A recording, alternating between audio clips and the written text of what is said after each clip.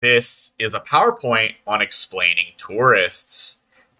Tourists are a new type of legendary that are coming in Perils in Paradise, and what they do is they allow you to run the 9 other cards that are revealed per class. So, you can run the 9 Paladin cards that aren't the tourist in Mage. You can run the 9 Rogue cards in Paladin. You can run the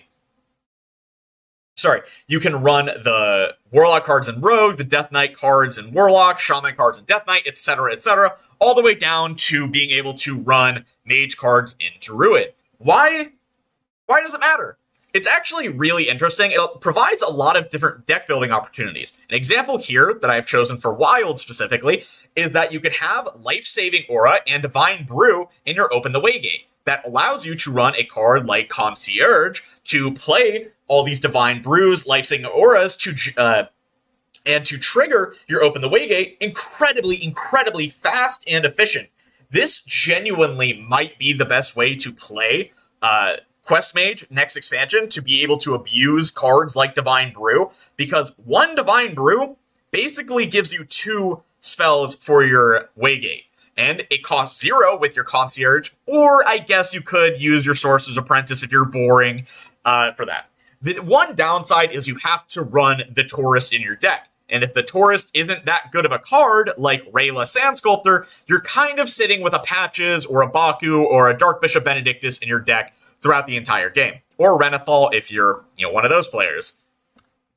What can you do with Taurus? I actually have a few, pieces on here what you can actually do with Taurus. You can use the new legendary Party Planner Vona from Warlock to summon Ouroboros the World Serpent and then put it on your Bargain Bin Buccaneer.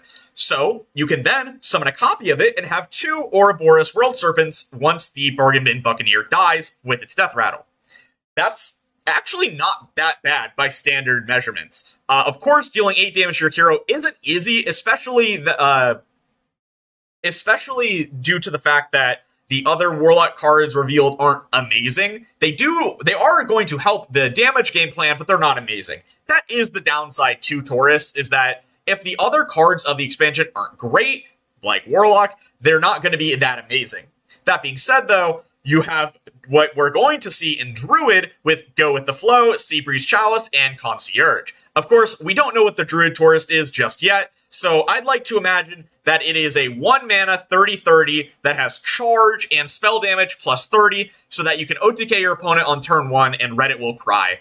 Now, what you can do is you can play Concierge, which makes all other cards from other classes cost 1 less, play 2 Go With The Flows, and then play 2 Seabreeze Chalice. Of course, if you get more copies of these cards through a million different ways, you can benefit from that extremely, but this combo alone is 5 cards, 3 mana, and 24 damage. Now, the upside to this is Druid has the Location, which is 1 mana, gain 1 spell damage on your turn. On top of any other spell damage that Druid can be running, like your Chia Drake, or just your Alonius, you can have a significant amount of damage to kill your opponent.